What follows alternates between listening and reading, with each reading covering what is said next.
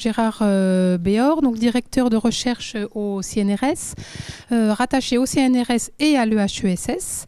Donc Monsieur Béor est responsable du groupe de recherche sur l'histoire du monde rural, directeur de... Alors il y a plein d'acronymes. Du groupe de recherche international et... Alors est-ce que c'est le même groupe ou c'est plusieurs groupes sur les crises et les changements dans les... et le changement dans le... Je vous le fais en anglais, excusez-moi. Crisis and Changes in the European Countryside. Membre de la collection Rural History in Europe depuis 2008 et membre du comité de rédaction de la revue Histoire et Société Rurale. Donc, je vous présente un exemplaire ici de l'excellentissime revue Histoire et Société Rurale depuis 1994. Donc, Monsieur Béor travaille sur l'histoire des campagnes et qu'il aborde à travers les questions de droit de propriété, de marché foncier, de crédit, de transmission et de productivité. Donc tous ces thèmes-là nous ont semblé tout à fait intéressants, nous qui travaillons en général plutôt sur le temps présent, même si ensuite on aime bien aller creuser vers l'histoire pour essayer de comprendre ce qui se passe au moment présent. Pour situer ces recherches, c'est plutôt en Europe occidentale et c'est plutôt entre le XVIIIe et le XIXe siècle. Alors, Monsieur Béor a publié de nombreux ouvrages. On en a une petite sélection ici. Alors, est-ce que c'est les mêmes? Non. Histoire agraire de la France au XVIIIe siècle, inertie et changement dans les campagnes françaises à la fin de l'époque moderne. Et puis, le marché foncier à la veille de la Révolution, les mouvements de propriété bosserons dans les régions de Maintenon et de Janville de 1761 à 1790. Donc voilà, c'est une forme d'exotisme, nous qui travaillons plutôt en Afrique contemporaine ou en Amérique latine contemporaine. C'est une forme d'exotisme qui nous semble tout à fait stimulante intellectuellement. Monsieur Béor a aussi participé à la direction d'ouvrages ou de numéros de revues, etc. Et en particulier, tout récemment, l'année dernière, un ouvrage collectif intitulé Property Rights, Land Markets and Economic Growth in the European Countryside, en collaboration avec différents collègues. Je m'arrête là. Si j'ai oublié quelque chose d'important, vous compléterez. Parce il est déjà 14h30. Je pense qu'il est vraiment temps de vous laisser la parole. Alors, il y a des ouvrages ici. Vous pouvez vous rapprocher de Jean-Philippe Collin si vous voulez jeter un œil dessus pendant la pause. Ce sont des... Et qu'on peut trouver sur un site, c'est ça, où on peut commander les ouvrages, oui, l'un est au pur. Tous les deux sont au pur, les deux ouvrages que vous avez montrés sont au pur. Ouais. Quant à l'ouvrage sur Property Rights, c'est chez Brepols. Hein. D'accord. Bien, je voudrais d'abord remercier le pôle foncier et Jean-Philippe Collin de m'avoir invité à participer à ces journées doctorales. J'y suis évidemment très sensible, d'abord parce que je suis très intéressé par ces questions, mais aussi parce que je voudrais saluer leur courage d'avoir invité un historien, c'est-à-dire quelqu'un qui est dans une discipline qui m'a paru extrêmement représentée dans cette assemblée, ce qui me paraît assez logique. Donc effectivement, je suis exotique, et il est possible que par moments, je vous parle de débats entre les historiens qui ne sont pas forcément ceux sur lesquels vous pouvez m'attendre pour les questions qui vous intéressent. Je vais quand même commencer par des choses très, très générales et vous rappeler deux banalités. La première, c'est que parmi les problèmes que l'humanité doit affronter, il y a le problème du développement agricole et la question de l'urgence de développer la production dans une planète qui est encore secouée périodiquement par des famines que nous avons peut-être tendance à considérer quelquefois avec un certain détachement, passer à un premier réflexe de commisération. Mais je voudrais insister sur le fait que ce problème est quand même un problème qui nous intéresse directement, non seulement par rapport à l'humanité entière, mais par rapport à nous-mêmes, puisqu'on estime qu'en d'ici 2050, il faudra trouver 50% de nourriture supplémentaire. Il y a une autre question qui est assez liée d'ailleurs à celle-là, c'est la question de la terre, une question qui est aiguë, alors qu'il y a des millions d'hommes et de femmes qui se battent, qui veulent obtenir ou garder un lopin, alors ils sont confrontés à un mouvement qu'on appelle le land grabbing. Mais de tout cela, je ne parlerai évidemment pas aujourd'hui.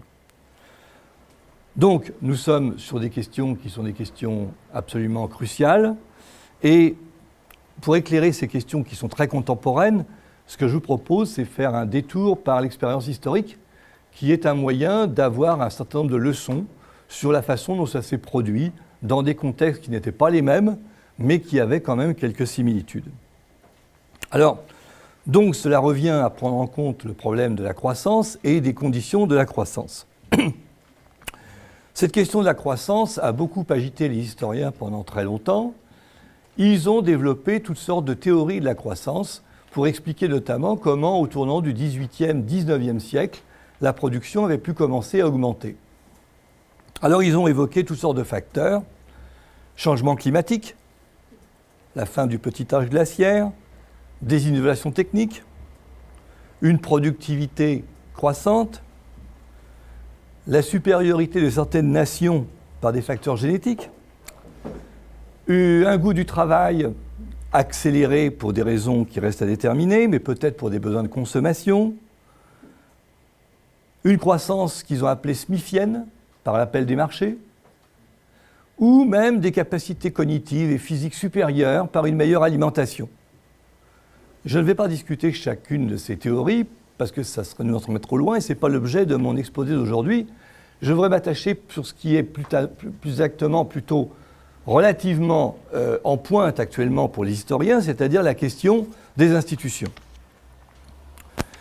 La tendance récente de l'historiographie consiste à dire que les institutions ont un poids écrasant pour la détermination de l'évolution économique des nations.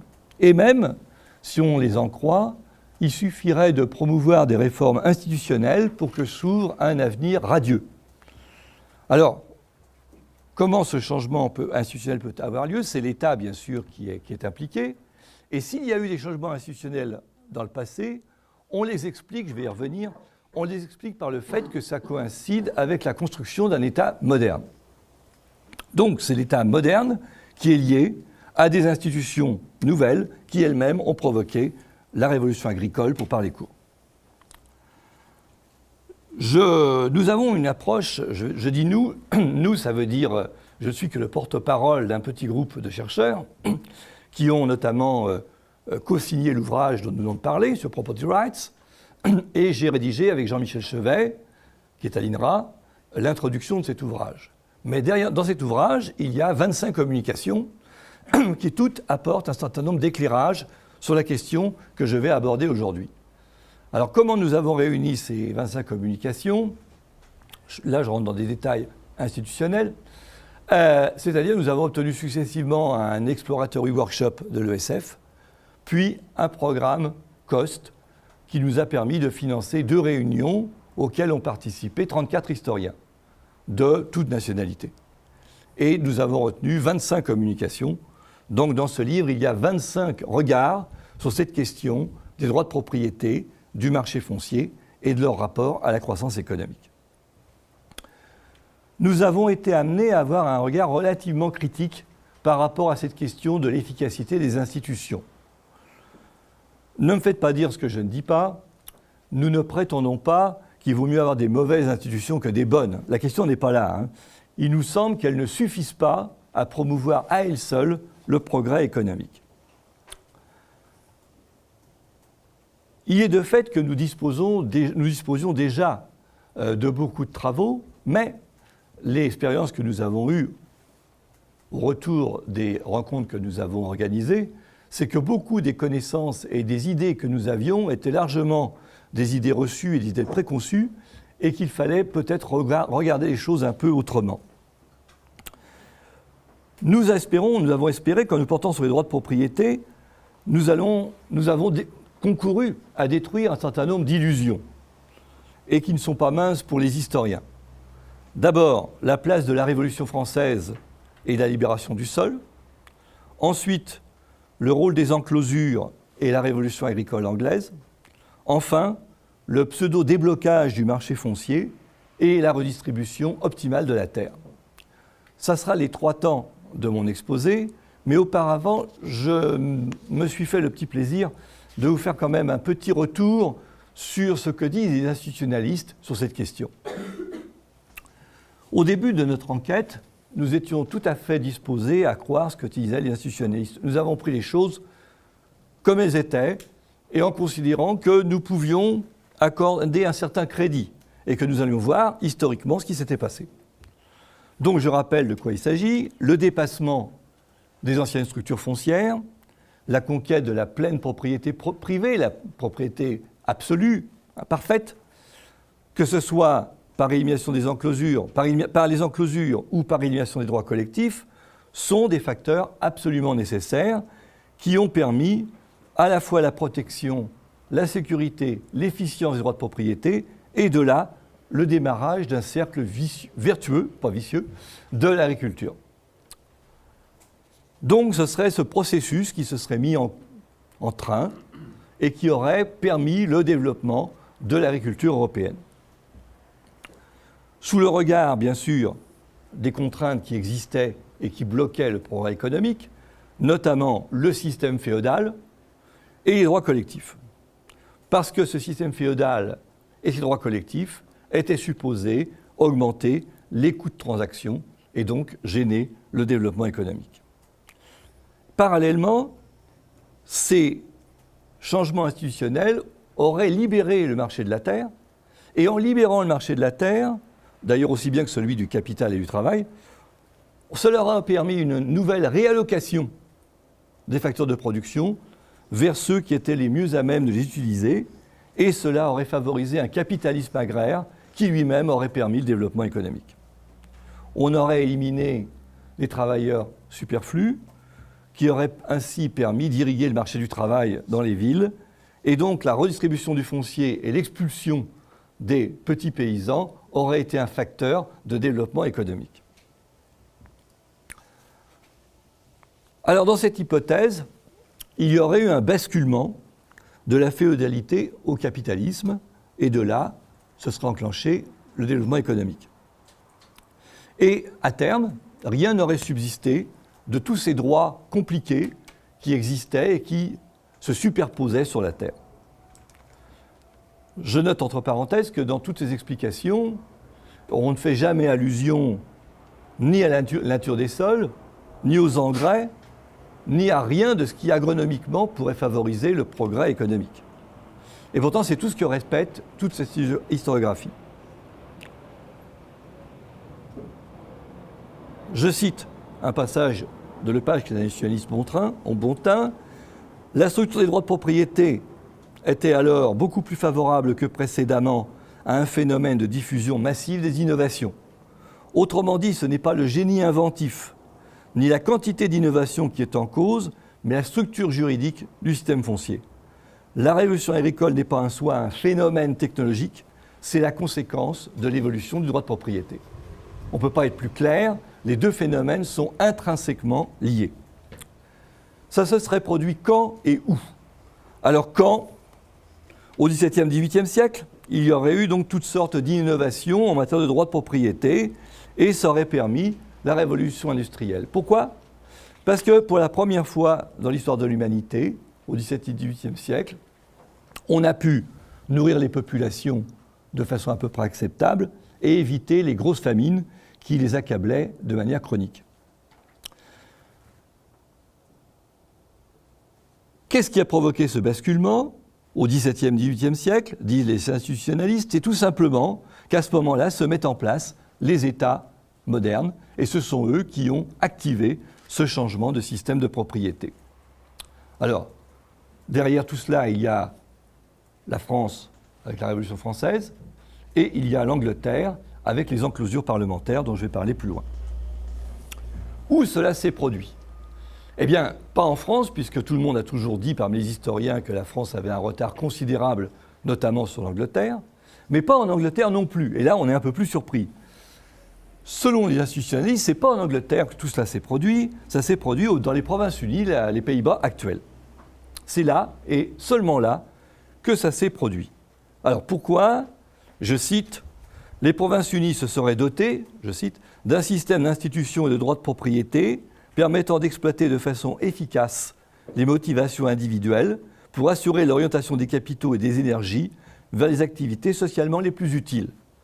La révolution industrielle n'est pas la cause de la croissance, elle n'est qu'une des manifestations, l'un des signes révélateurs d'un phénomène nouveau, la croissance économique, dont les origines remontent beaucoup plus loin, à la lente mise en place à travers les siècles qui précèdent d'une structure des droits de propriété créant les conditions d'un fonctionnement social favorable à une meilleure allocation des ressources de la société. Vous voyez l'enchaînement qui est très clair, sauf que là, il y a déjà une petite chose qui ne va plus tout à fait. On a 17e, 18e siècle, et là, il est question de quelque chose dont les origines remontent beaucoup plus loin. Donc c'est quelque chose qui est plus long terme. Alors, qu'est-ce que les faits vont donner raison? C'est la question que nous nous sommes posée. Est-ce qu'en regardant l'expérience des différents pays européens, nous allions pouvoir vérifier que ces changements institutionnels avaient réellement eu un impact sur le système économique des pays considérés? Alors, j'en viens donc maintenant que j'ai à peu près expliqué le cadre.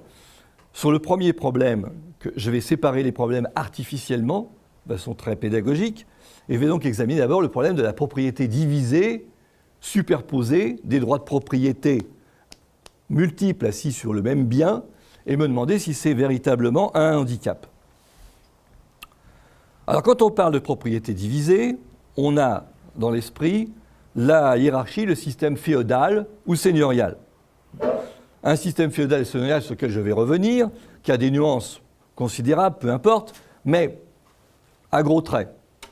Le tenancier, celui qui exploite, n'est qu'un usufruitier du sol. C'est ce que répètent les historiens français depuis 200 ans, même avant eux, sous l'Ancien Régime. Donc c'est un usufruitier qui cultive et, comme il n'est qu'usufruitier, que locataire perpétuel, il doit acquitter des redevances, voire même accomplir des corvées, pour la contrepartie du sol qu'il peut cultiver. Et évidemment, cela crée une première superposition de droits sur la propriété. Il y a un propriétaire éminent, le seigneur, et un propriétaire utile, sauf que le propriétaire utile n'est pas vraiment propriétaire, et je vais discuter ce point tout à l'heure. Donc c'est la Révolution qui a mis fin à ce système. Elle a clarifié, dit-on, unifié les droits que chacun avait sur la terre. Elle aurait mis à une confusion qui rendait ainsi possible le progrès économique. Cette révolution est vraiment révolutionnaire puisqu'elle a permis d'assurer la fluidité du foncier, dit-on. Elle a sécurisé la possession et elle a donc encouragé les producteurs à produire. Et c'est ainsi que le progrès agricole s'est mis en marche. On a beaucoup glosé sur cette extinction des droits de propriété superposés et on a notamment invoqué le fait que ces droits superposés empêchaient toute initiative, toute action commune des acteurs, puisque chacun avait un morceau de cette propriété. Et il y a un exemple qui est très connu, c'est le fameux exemple qu'a donné Jean-Laurent Le Rosenthal dans cet ouvrage qui s'appelle « The Fruits of Revolution », où il explique qu'on n'arrive pas sous l'Ancien Régime à développer le drainage et l'irrigation, ni en Normandie, enfin, pas le drainage en Normandie, pas l'irrigation en Provence essentiellement, tout simplement parce qu'il n'y a pas de coordination des acteurs. Ils n'arrivent pas à se mettre d'accord, et donc à partir de là, rien de bon ne peut sortir, on n'arrivera jamais à drainer ni à irriguer les terres.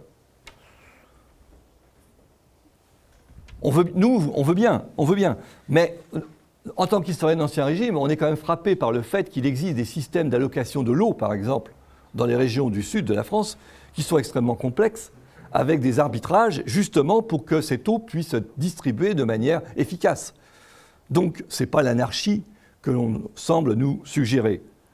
De même, on ne comprend pas très bien pourquoi la Révolution met fin à ce système en 1789, et pourquoi il va falloir attendre pratiquement un demi-siècle pour qu'on passe à un stade véritablement industriel, entre guillemets, pour ce système de drainage d'irrigation. On peut se demander s'il n'y a pas d'autres problèmes qui sont beaucoup plus aigus. Celui-là existe peut-être, mais il y a peut-être d'autres choses à considérer, notamment des problèmes de coût. Est-ce que les gens ont les moyens de mettre l'argent nécessaire pour ces infrastructures d'irrigation? Est-ce que les fermiers, et ça c'est autre chose, on n'est plus dans le même domaine, de la location, est-ce que les exploitants ont l'assurance d'avoir un retour sur investissement qui les encourage à faire ce genre d'opération. Bref, nous ne sommes pas totalement convaincus, mais peu importe. Je voudrais signaler un autre point, c'est que cette première pyramide que j'ai montrée, propriété seigneuriale, propriété utile, qui se trouve à peu près partout en Europe sous des formes diverses, n'est pas le seul système de juxtaposition de la propriété. Il y a des systèmes qui se surajoutent ou qui, au contraire, sont des alternatives à ce système. C'est tous les systèmes de juxtaposition de droit sur une terre par des gens qui ne sont pas forcément dans une relation féodale. Le plus célèbre, c'est certainement l'amphithéose. Alors, l'amphithéose, c'est très compliqué, je ne vais pas vous en parler trop longtemps aujourd'hui, parce que là, on ne va pas s'en sortir. On a fait même un colloque là-dessus, et on ne voit pas si clair que ça. L'amphithéose, ça peut être à la fois, et c'est souvent le cas dans le midi de la France, l'amphithéose est souvent mélangée avec la tenure féodale, mais pas toujours. Dans le Nord, pas du tout. Dans le Nord, pas du tout. On peut avoir un propriétaire éminent, un propriétaire utile, et le propriétaire utile peut donner en amphithéose. Là, on aura 3 strates de propriétaires. Ce système, on le trouve presque partout, surtout dans le sud de l'Europe. Mais il y en a ailleurs, bien que... il ne faut pas oublier que Londres, par exemple, pour prendre un exemple tout simple, Londres est pratiquement construite sur un modèle d'amphithéose. La ville est en amphithéose. Donc, même si l'Europe du Nord trouve que ce contrat est barbare et archaïque, elle en est infestée. Mais peu importe. On en trouve beaucoup, on en trouve, par exemple, dans le cas qui nous a retenus, on en a trouvé dans la Suisse italienne, on en a trouvé, bien sûr, dans l'Alentejo au Portugal, on en a trouvé en Catalogne, etc., etc. Il y a d'autres modèles beaucoup plus compliqués que l'amphithéose qui sont moins répandus. J'en citerai un autre, le bail à domaine congéable, qui est spécifiquement breton, et qui crée une superposition de droits sur la terre. Il y a un bailleur qui reste propriétaire des édifices et des superficies, comme on dit, et un exploitant qui, lui, est exploitant du sol. On a donc un propriétaire des bâtiments, pour simplifier beaucoup, et un propriétaire du sol, et ils sont ainsi à se partager la terre. Et évidemment, ces systèmes ont toujours représenté des systèmes barbares, archaïques. Bien. Alors, objection. La première, l'amphithéose. Est-ce que ça a vraiment été le handicap insurmontable que l'on a toujours décrit ?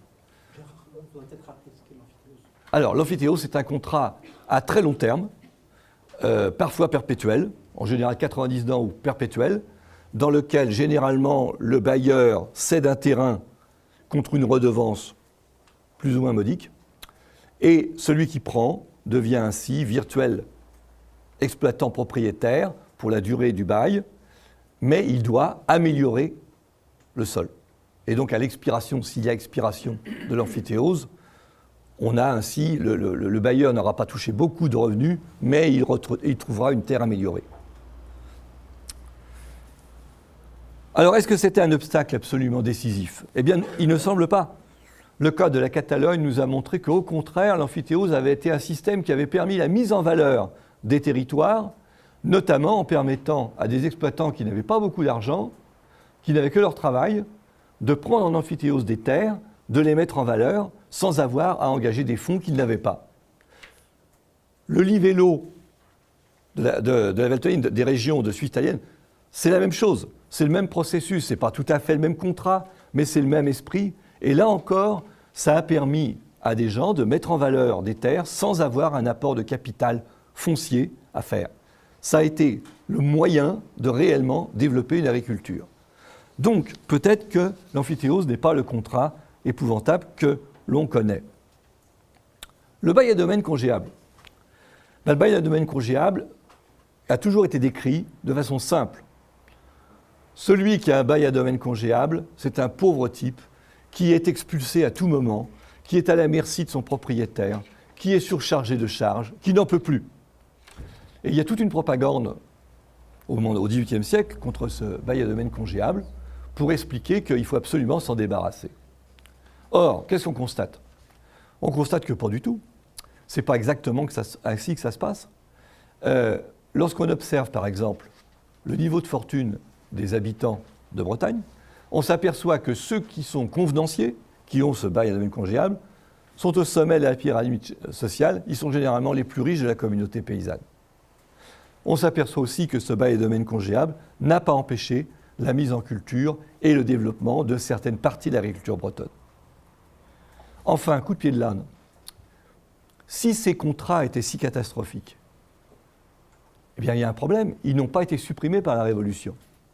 Si le système féodal a été mis à bas, le bail à domaine congéable a survécu, parce que les constituants ne savaient pas quoi en faire, et l'amphithéose n'a pas été complètement aboli, sauf dans sa variante perpétuelle. Donc, tous ces contrats, on les retrouve au XIXe siècle. Est-ce que ça veut dire qu'aucun progrès n'a pu avoir lieu dans les territoires, dans l'agriculture française, à cause de ces contrats? On peut quand même se poser la question. Alors maintenant, j'en reviens à la féodalité. Et je me demande en quoi elle aussi était un handicap insurmontable. Une seigneurie, c'est la réserve du seigneur et des tenures. Des tenures que le tenancier tient, comme le nom l'indique, contre paiement d'une redevance, le sens. Il faut quand même objecter plusieurs choses. D'abord, le seigneur, le propriétaire éminent, ne peut pas reprendre le domaine utile. Il ne peut pas augmenter le sens. Il ne peut pas intervenir sur cette terre. Ça, c'est le premier point. S'il vend la seigneurie, qu'est-ce qui se passe pour le tenancier? Rien du tout. Il continuera à payer le sens au nouveau seigneur comme si rien ne s'était passé. La seigneurie a été vendue, la propriété utile ne bouge pas. Donc, à la limite, ça ne le gêne pas. Que fait le seigneur? Il se contente de céder donc le droit de percevoir des redevances, c'est tout. Il y a donc deux propriétaires qui peuvent agir indépendamment l'un de l'autre. Le seigneur peut vendre sa seigneurie, il peut transmettre sa seigneurie, il peut hypothéquer sa seigneurie, il peut échanger sa seigneurie. Le tenancier peut vendre sa tenure, peut transmettre sa tenure, peut l'échanger, peut l'hypothéquer. Tout le monde est libre, il y a deux propriétaires face à face, et aucun des deux n'est véritablement gêné dans les transactions et dans le marché foncier. Sautons 2 siècles. Retrouvons-nous aujourd'hui. Aujourd'hui, la plupart des gens, j'imagine, payent des taxes foncières ou des taxes d'habitation. Ce sont des taxes qu'ils versent autrefois à l'État, maintenant à la région, à la commune, etc. Qu'est-ce que ça change pour le propriétaire? Il avait un seigneur, il payait un cens. Il y a une commune, une région, il paye un impôt. En cas de mutation, il paye des lots et ventes. Aujourd'hui, il paye un droit d'enregistrement. Il pouvait avoir une préemption du seigneur en cas de vente. Il peut toujours avoir une préemption de la SAFER de l'État. Alors, attendons, calmons-nous. Je ne dis pas qu'il ne s'est rien passé. Il est évident qu'il y a une différence considérable, c'est que tous ces droits étaient exercés par des particuliers au profit d'individus particuliers. Ils le sont maintenant au profit de la collectivité. Sur le plan politique et social, le changement est total. Mais sur le plan économique et financier, qu'est-ce que ça change? Pour le tenancier, il ne s'est rien passé, en fait. Les choses sont restées quasiment en l'état. On n'a pas de véritable mutation du système de propriété en tant que tel.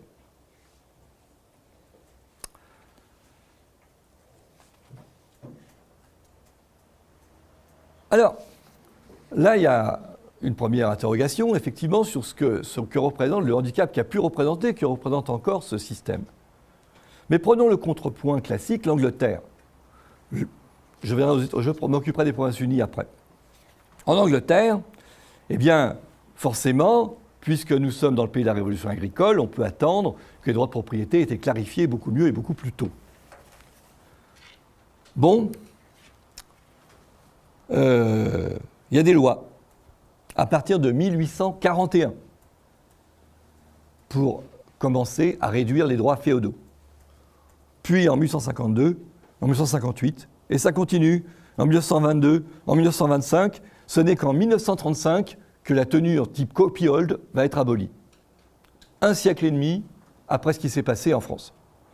Alors l'avance de l'Angleterre sur le plan des droits de propriété, il va peut-être falloir y regarder d'un peu plus près. La féodalité est restée très forte en Angleterre bien au-delà, enfin tel qu'on l'entend, c'est-à-dire avec superposition de droits, est resté bien plus tard en Angleterre que ça n'a été le cas en France.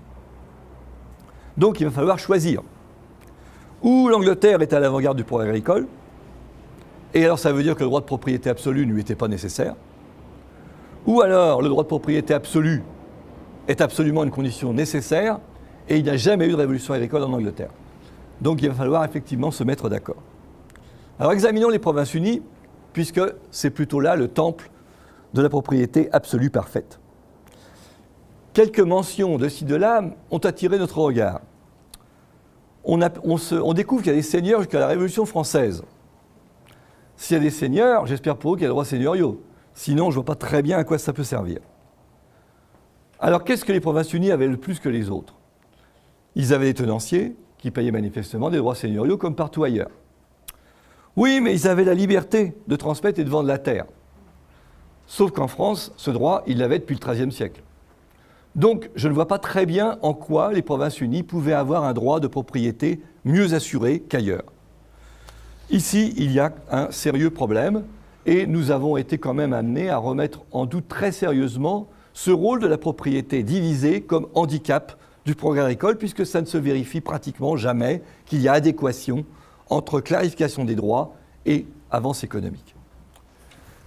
J'en viens au deuxième temps de mon exposé, la question des enclosures, ce que j'ai appelé le modèle anglais et le mirage hollandais. Alors là-dessus, tout le monde a été longtemps d'accord. Les droits d'usage, notamment la vaine pâture ou la vive pâture, c'est-à-dire la faculté qu'avaient les exploitants agricoles d'envoyer leurs troupeaux paître sur la terre après les chaumes, après la récolte, de façon collective, ou sur les communaux qui sont incultes, tout cela a toujours été considéré comme quelque chose de dramatique et de discriminant. Alors, est-ce que vraiment ça a empêché l'introduction de nouvelles cultures et le progrès agricole? Là, nous avons eu un certain nombre de témoignages qui ont été tous relativement négatifs. En Suède, oui, il y a eu des réformes, type enclosure. Je vais revenir sur cette question des enclosures, parce qu'en fait, ce n'est pas si clair que ça. Malheureusement, ces enclosures ont eu lieu après le progrès agricole. C'est-à-dire que la Suède a eu un développement agricole qui est intervenu avant qu'on réforme le système des droits collectifs. En Espagne maintenant, en Castille, l'un de nos collègues espagnols nous dit que toutes ces mesures qui ont été prises contre les terrains cultes, etc., ont subi les critiques des Cortés, des arbitristes, de tous ceux qui critiquent les décisions gouvernementales espagnoles, et même donc des historiens actuels de l'Espagne. Ils estiment qu'au contraire, ces réformes ont été plutôt à l'origine, enfin une des causes, pas la seule, de la décadence de l'économie castillane, de l'agriculture castillane. Je vous donne un troisième exemple, c'est la Belgique. 3 zones de Belgique qui ont été regardées. Il y a des lois en 1847 et il ne se passe rien. Il y a bien un progrès économique, mais manifestement, ces réformes n'y sont pas pour grand-chose. Et manifestement, c'est bien d'autres facteurs qui ont permis le développement de ces régions belges. Alors, il nous reste l'Angleterre, puisqu'on sait très bien que les enclosures ont été le déclencheur de la révolution agricole anglaise. Alors vous connaissez peut-être cette merveille, ou vous en avez entendu parler. Les landlords ont mis fin à l'existence des droits collectifs et des communaux, ce qui est vrai. Et ils ont ainsi réussi à se débarrasser du paysan anglais. Ils ont fait de grands domaines. Ça a donné naissance aux grands fermiers capitalistes et au développement agricole de l'Angleterre. Malheureusement, les critiques de nos collègues américains et anglais ont été extrêmement vives. D'abord, ils ont émis des doutes sur la transformation radicale des droits de propriété dans ce domaine. Ils ont calculé que les terres encloses n'étaient pas plus productives que les terrains en open field. Ils ont calculé qu'enclore de telles étendues, compte tenu des frais et des immobilisations de capitaux que ça représentait, n'était pas du tout rentable. Ils ont exhumé des paysans anglais qui avaient survécu à tout ça jusqu'au 19e et 20e siècle. Enfin, coup de pied de l'âne, ils sont maintenant devenus très sceptiques sur la capacité d'innovation des landlords et sur la supériorité des grandes fermes. Donc la critique, elle est venue de l'intérieur, elle n'est pas venue des Français qui continuent d'admirer le système anglais, elle est venue des historiens anglais. Et effectivement, c'est une trop belle histoire. J'ai un champ, je mets des clôtures autour, j'y mets pas de prairies artificielles, j'y mets pas d'engrais, et les rendements augmentent. Évidemment, c'est comme si on disait que je ne peux pas mettre de fourrage artificiel parce que j'ai un bail en amphithéose ou parce que, tout simplement, je n'ai pas réussi à enclore mon champ. Allons plus profond. Enclosure. Le mot ne veut strictement rien dire. Ou plutôt, il veut dire tellement de choses que je crois qu'il faudrait reprendre ce problème de A jusqu'à Z et qu'on a dit des choses comme si les enclosures étaient un mouvement unique. Or, derrière ça, il y a plein de choses. Les enclosures, c'est à la fois des opérations de remembrement, c'est la destruction des droits collectifs, effectivement, qui s'exerçaient sur les open fields, c'est la privatisation des communaux, et c'est la clôture des terres. Mais ça ne veut pas dire qu'on a toujours eu les quatre en même temps. On peut avoir 1, 2, 3 ou 4 choses en même temps. On a donc des modèles d'enclosure extrêmement différents, avec des conséquences forcément différentes. Janet Nissan a bien montré qu'il y avait quand même quelque chose qu'il fallait bien distinguer au départ, c'est common fields, common rights. Les droits d'usage et les propriétés collectives.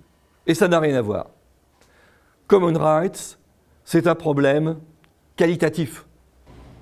Les droits d'usage sont censés limiter la capacité de développer des nouvelles cultures parce que les bestiaux pourraient fouler les cultures, etc. Et donc, ce serait catastrophique. Donc, c'est un problème qualitatif. Ça freine l'innovation. Les communaux, ça n'a rien à voir. C'est un problème quantitatif. Ça permet, si on les met en culture, il faudra discuter ce point, si on les met en culture, ça permet d'étendre la surface cultivable. Ça n'a rien à voir. Les conséquences n'ont rien à voir. Et je pense que cette confusion empoisonne tout le débat pour savoir de quoi nous parlons. Alors, qu'est-ce qui a entretenu le débat et la confusion? C'est simplement qu'en Angleterre, les deux mouvements ont été concomitants et qu'en France, les édits royaux des années 1760-70 qui se sont attaqués aux droits d'usage et aux communaux ont été promulgués à peu près en même temps. Donc, on a mis tout ça dans le même panier et on a conclu que c'était la même chose, ce qui n'est pas le cas.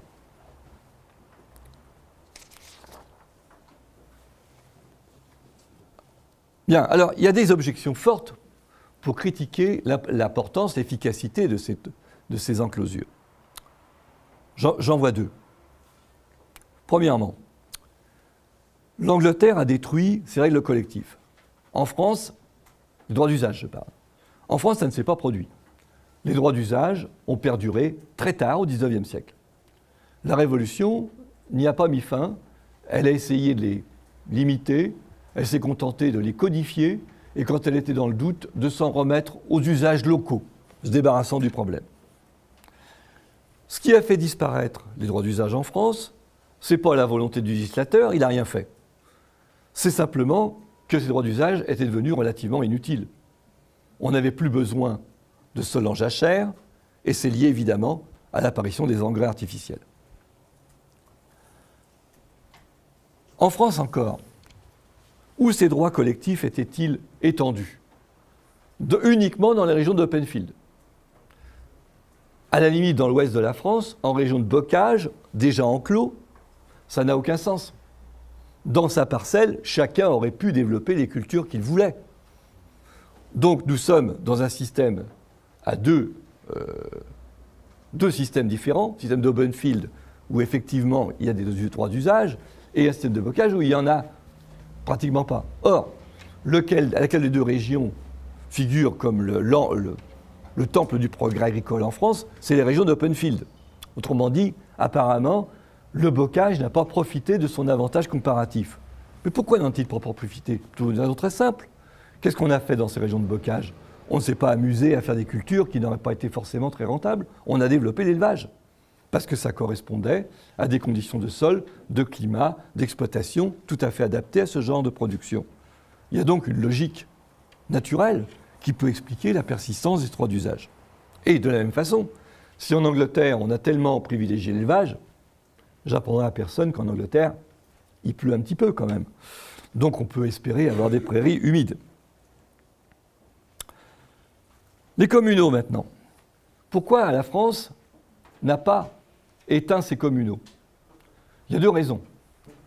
La première, c'est qu'elle aurait bien été en peine de le faire. On estime la surface des terres communales, des terres communes, communautaires, à 10% à peine de la surface de la France. C'est très peu. Donc déjà, ça n'aurait pas pu être un mouvement de très grande ampleur. On n'en a que 10%. Deuxième raison. Où étaient situés ces communaux? On regarde la carte. Là, j'aurais dû faire un PowerPoint. On regarde la carte. Et qu'est-ce qu'on voit? Ces communaux, ils sont où? Dans les régions de montagne, à forte pente, ou dans les régions au sol relativement pauvre. Quel aurait été le sens de développer une céréaliculture, puisque c'était de ça qu'il s'agissait, sur des terres qui auraient été très vite ravinées ou très vite stérilisées? Ça n'avait pas grand sens. Alors la monarchie a bien fait semblant de vouloir en venir à bout, mais elle a fait semblant. La monarchie a édité des quantités d'édits pour supprimer les droits d'usage, supprimer les communaux. Il ne s'est pas rien passé, mais ça a été minime. Ça a été minime parce que les gens s'y sont opposés, enfin il y a des tas d'explications, mais aussi parce que la monarchie ne voulait pas vraiment. Elle ne voulait pas vraiment parce que, avant de se lancer là-dedans, le gouvernement monarchique a eu peur. Il a envoyé quelqu'un en Angleterre pour faire une enquête et dire qu'est-ce qui se passe en Angleterre? Est-ce que vraiment les enclosures, c'est bien? Il est revenu avec un rapport catastrophique en disant si vous faites ça, ça va être épouvantable. C'est la misère sociale, ça va prolétariser les pauvres, ils ne pourront plus s'en sortir. Et qu'est-ce qu'ils vont faire? Ils vont venir en ville, il va y avoir de l'agitation politique, il ne faut surtout pas faire ça.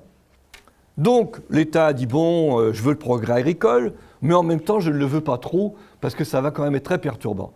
Et dans cette espèce de chaise musicale, il ne s'est pas passé énormément de choses. Alors il y a eu quelques partages communaux qui ont perduré, mais beaucoup ont été annulés sous le Consulat et l'Empire, et finalement il ne s'est pas passé grand-chose. Est-ce que pour autant il n'y a eu aucun progrès agricole au XIXe siècle? Là-dessus on pourrait discuter. Je suis un peu long, non, ça va? Pour le troisième temps, il me reste le marché foncier. Ça va? C'est bon. Alors, le marché foncier, était-il une entrave au progrès économique? Était-il d'abord bloqué? C'est le premier point. Est-ce qu'il n'y avait pas de marché foncier avant les droits de propriété? C'est ce qu'on a soutenu et ce qu'on soutient encore souvent. Il n'y a pas de marché foncier, la terre ne circule pas, elle est bloquée, la circulation est infime, etc., etc. Et effectivement, on trouve des tas de dispositions légales qui sont destinées à freiner le marché foncier. Alors, il y a tout un catalogue. Le seigneur qui a un droit de retrait féodal, et donc il peut se substituer à l'acquéreur pour s'emparer d'une terre. La communauté, elle aussi, elle a des droits, notamment dans les pays germaniques, où il y a un droit de préemption de la communauté sur les terres de la communauté, ou en Suisse, un droit de bourgeoisie, tout le monde ne peut pas avoir accès à la terre. La famille, elle a un droit de retrait lignagé, elle peut se substituer à un acquéreur en disant « ce bien est un bien de ma famille et moi, j'achète ce bien à la place de l'acquéreur qui avait été désigné ». Donc ça existe, et donc l'idée, c'est que tout ça, ça bloque le marché foncier. On ajoute à ça quelques systèmes d'héritage.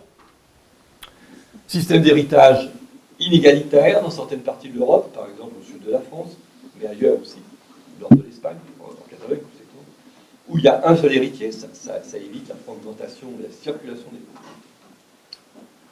Bien, on peut le croire.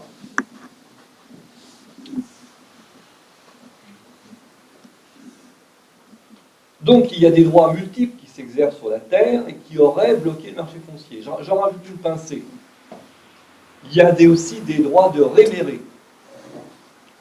Je vends ma terre, mais en la vendant, je me réserve le droit de la récupérer dans un délai déterminée par le contrat. Si je trouve... Évidemment, l'acquéreur, il devient propriétaire incertain. Il achète cette terre, mais il n'est pas très sûr que le vendeur va pas venir lui dire bah, écoute, finalement, mon terrain, je le reprends, je te verse le prix de vente, et voilà, plus les frais. Il y a aussi les charges de rente qui pèsent sur ces terres. Ces terres sont souvent grevées de rente, qui sont en fait des formes d'emprunt. Et donc, lorsqu'on achète une terre, eh bien, on l'achète avec la rente qui pèse dessus. Donc, on va acquitter, en plus du prix qui est peut-être pas très élevé, mais on va acquitter une rente perpétuelle. Et donc, ça peut décourager les acheteurs. Tout cela est vrai. Tout cela est vrai. Mais, est-ce que vraiment ça a bloqué le marché foncier? Là, écoutez, non, parce que quand on regarde les mutations, on en trouve plein. On en trouve plein. J'estime que dans la France, par exemple, du XVIIIe siècle, on est à 400, 500 000 ventes par an. Si on me dit qu'il n'y a pas de marché foncier, je veux bien, mais je reste quand même très sceptique. Et je finis par penser qu'en réalité, ces droits multiples qui s'exercent sur la terre et que je viens d'énoncer sont au contraire des agences de fluidité du foncier.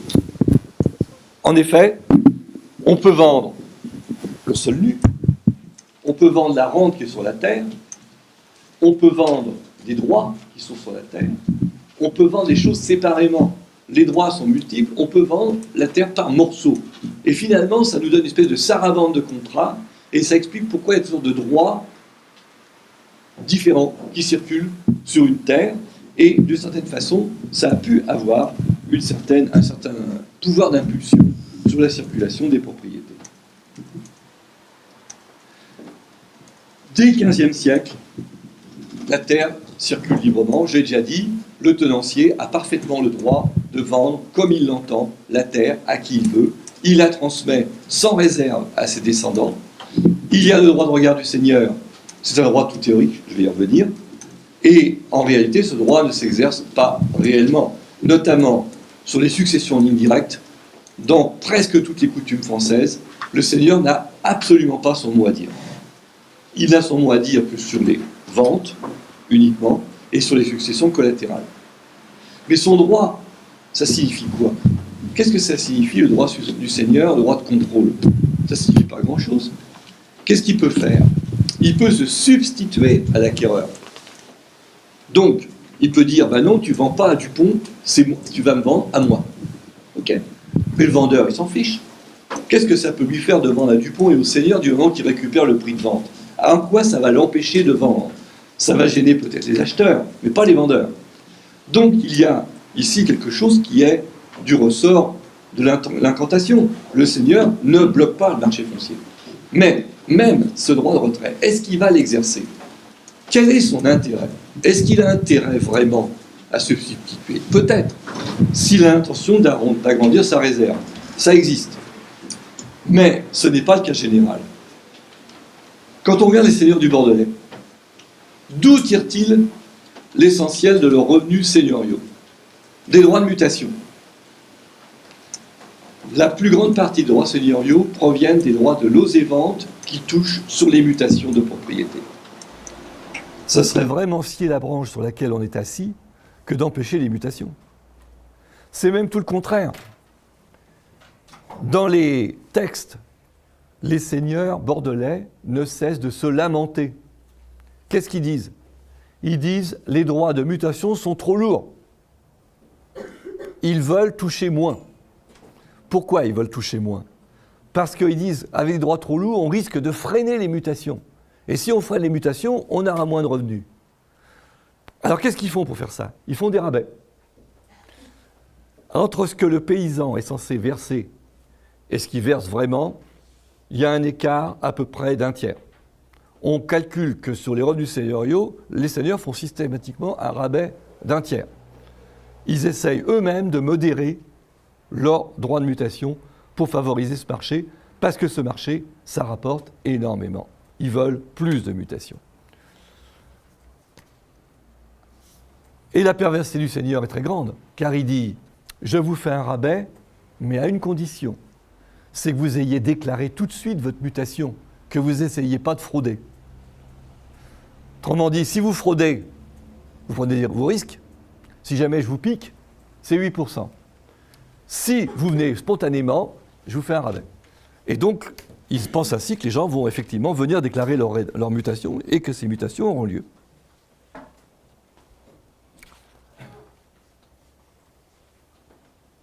Le problème est un peu le même avec le retrait lignagé. La famille peut se substituer à l'acquéreur en disant c'est un bien de famille, uniquement un bien de famille, hein, pas un bien acheté. Et c'est le cas notamment en Normandie. Ça pèse que sur les droits du lignage.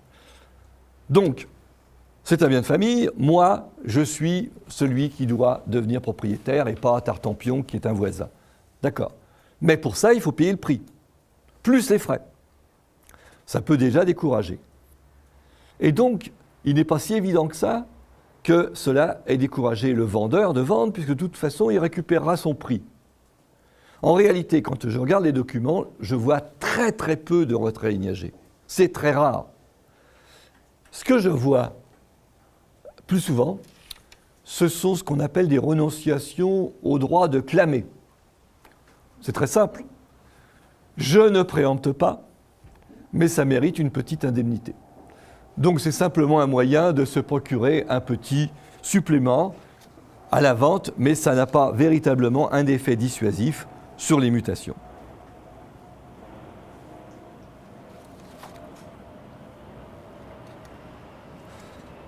Alors maintenant, il y a un autre aspect qu'il faut considérer, c'est ce marché foncier n'est pas si immobile qu'on l'a dit. Est-ce qu'une mobilité plus grande a forcément un effet positif? Et là, on peut en discuter. On peut en discuter parce que, d'un certain côté, la théorie, c'est que ça va fragiliser, fragmenter les petites propriétés paysannes. Et donc, là, on est sur la discussion du modèle d'exploitation que l'on souhaite promouvoir. Quand y a-t-il un marché foncier particulièrement actif? Pas dans les conditions d'euphorie économique. On s'aperçoit qu'en réalité, on a souvent un marché foncier actif quand on a des paysans qui sont en situation précaire, situation difficile, d'endettement, et qui sont obligés de céder leurs biens. Il y a bien sûr toujours des mutations de convenance, des gens qui cèdent leurs biens parce qu'ils ont réajusté leur patrimoine. Mais il y a beaucoup de mutations qui se font par la nécessité. Et les modèles que nous avons eu deux modèles, notamment l'Angleterre avant la peste noire et l'Irlande au XIXe siècle. On est des années-lumière, mais les effets sont les mêmes. Une situation démographique explosive, une fragmentation des exploitations, une fragmentation de la propriété, des petits propriétaires vulnérables, complètement à la merci de la moindre conjoncture économique défavorable, et qui trouvent ainsi expropriés, dépossédés par des possédants. Et donc, ça a des effets plutôt négatifs, même sur l'ensemble de l'agriculture, puisque ça élimine toute une catégorie de petits propriétaires qui étaient parfois très productifs. Alors, je vais conclure, pour ne pas être trop long. Donc, je remarque ce premier paradoxe, que les droits féodaux ont subsisté jusqu'au XXe siècle en Angleterre, donc dans le pays qui est considéré généralement comme le pays le plus précoce pour ce qui concerne le développement de l'agriculture capitaliste. Ce n'est pas en Hollande non plus qu'on trouve des mutations aussi considérables qu'on l'a dit. Ce qu'il y a de nouveau en Hollande, ça s'était produit partout ailleurs. La thèse institutionnaliste est donc relativement intenable à notre idée et nous ne pensons pas qu'il y a de parallélisme entre la création des États-nations, le développement des droits de propriété et l'essor économique. Alors comment en est-on arrivé à penser cela? Nous pensons que c'est une pure construction intellectuelle. Comme l'Angleterre et les Pays-Bas étaient des hyperpuissantes commerciales, comme on a admis que c'était des pays plus démocratiques que les autres, on en a inféré que, puisqu'elles étaient excellentes sur le plan politique et sur le plan commercial, elles étaient forcément excellentes sur le plan agricole. Et donc, il y a eu une espèce de ripage qui a fait que tout cela s'est trouvé mélangé et on a donc un modèle de supériorité et un modèle d'infériorité ailleurs. Cela ne résiste pas très longtemps à l'examen. D'abord parce qu'on ne trouverait pas forcément une supériorité de l'agriculture anglaise sur l'agriculture du bassin parisien. C'est pas acté, il va falloir le vérifier. Et je ne suis pas persuadé qu'on va trouver la même chose que ce qu'on disait il y a encore quelques années. Mais il est clair que on a eu tendance à substituer une explication juridico-politique à une explication économique. C'est cela qui a provoqué cette espèce d'attrait pour les institutions.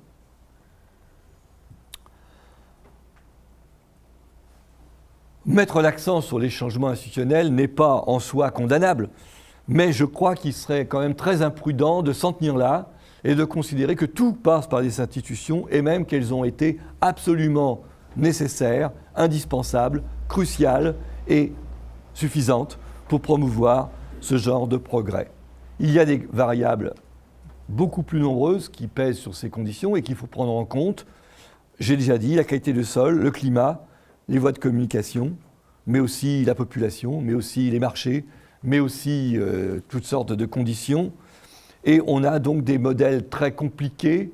Se ramener à une finalité unique, c'est vraiment se créer à soi-même un handicap qui ne me paraît pas légitime. Alors, chemin faisant, j'ai conscience d'avoir mis à mal et d'avoir un peu été dur avec le modèle de la révolution libératrice du sol. J'ai été peut-être sévère avec ce qu'on appelle maintenant « the crime of enclosure ». Et je constate que le droit de propriété absolu, parfait, n'est pas apparu dans les pays à l'avant-garde du progrès agricole. Puisque ce n'est pas la France qui est considérée comme le pays à l'avant-garde du progrès agricole, comme chacun sait, et ce droit de propriété parfait, les exploitants l'avaient depuis plusieurs siècles, donc ça ne pouvait rien changer. Quant aux enclosures, entre guillemets, la mise en culture des terres incultes, c'était fait depuis longtemps. On a un monde plein en France dès le XIIIe siècle. Bon, après, il y a 2 siècles un peu compliqués, mais au XVIe siècle, on a à nouveau un monde plein. Je ne dirais pas que tout ce qu'on pouvait mettre en culture est déjà mis en culture, mais c'est pratiquement cela. Il ne reste pas grand-chose qu'on puisse mettre en culture de façon efficace. L'Angleterre, elle, est un monde vide, où il n'y a presque personne, sans caricaturer, avant le XVIIIe siècle. Donc il y a énormément d'espaces qui peuvent être valorisés, mis en culture, et on comprend que ces terres cultes et alors exercer un attrait sur les grands propriétaires fonciers. Quant à la Hollande, c'est un cas vraiment très particulier. C'est tout petit, la Hollande. La Hollande, ce n'est pas des grandes exploitations, c'est du jardinage, c'est du maraîchage. C'est une agriculture hyper développée, hyper performante, mais sur des petites parcelles périurbaines. Mais si on prend le cas de la région parisienne proche, c'est pareil. Les pêches de Montreuil, les cerises de Montmorency, les artichauts, les asperges de la banlieue parisienne, c'est la même chose. Il n'y a pas de différence. C'est simplement que l'espace considéré n'est pas à la même taille. On ne peut pas comparer le Massif central au bassin parisien et le bassin parisien à la banlieue parisienne. Ce sont des espaces différents. Et si on doit comparer la Hollande à quelque chose, c'est aux périphéries des villes. Un espace périurbain qui donne des types d'agriculture spécifiques. Donc, nous n'avons pas été convaincus par ces théories, vous l'avez compris, et je suis conscient que ces positions ne vont pas forcément plaire à tout le monde, puisque, en disant cela, on se dresse contre pratiquement 200 ans d'historiographie, et il est évident que ça va peut-être créer quelques grincements de dents, peut-être pas, hein. Et je sais bien que c'est très désagréable, notamment pour les historiens, de critiquer, de remettre au rencard ce qu'ils ont cru, ce que moi-même j'ai appris quand j'étais étudiant pendant très longtemps, et se dire finalement que c'était peut-être pas vrai. Mais je crois qu'il y a des révisions qui sont déchirantes, et c'est ce que nous avons essayé de faire dans ce livre un peu provocateur qui s'appelle Property Rights on Markets and Agricultural Growth. Merci.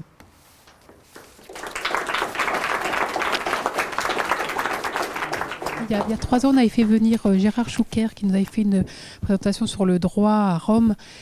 Et il y a des choses qui vraiment nous parlent également sur le fait que on croit inventer des nouvelles solutions dans les pays du Sud en matière de foncier et on réinvente très très souvent la roue. Et mieux maîtriser les concepts et les réalités locales de nos pays et avec un recul historique.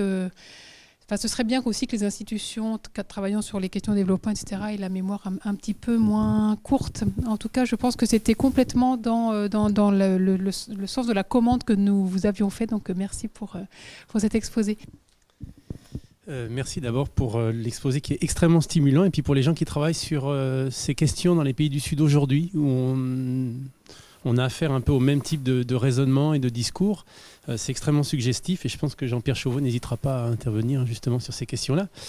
Moi, je voudrais quand même intervenir sur la façon d'envisager les institutions économiques et les droits de propriété en particulier d'une façon peut-être plus globale. C'est-à-dire que le XVIIe, XVIIIe siècle, c'est quand même une période de mondialisation des échanges et d'impulsion extrême du commerce international, avec en particulier des réformes institutionnelles qui ont trait à la libre circulation, à l'abolition des douanes internes, des péages, etc.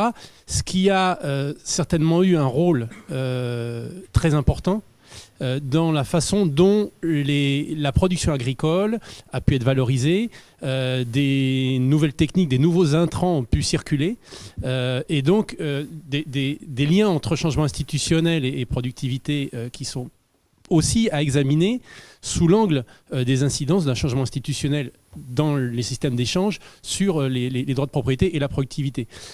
En nuançant également le propos, par le fait que sur les terrains que je maîtrise, qui sont ceux des colonies de l'Empire espagnol, les colonies américaines, ce qu'on observe de fait, c'est que cette intensification des échanges, elle précède et ne suit pas au contraire ces changements institutionnels. C'est-à-dire que l'intensification du commerce, l'explosion du commerce colonial a lieu avant que les réformes ayant trait à l'abolition des douanes internes, par exemple, soient promulguées au XVIIIe siècle. Bonjour, moi aussi j'ai beaucoup apprécié l'exposé.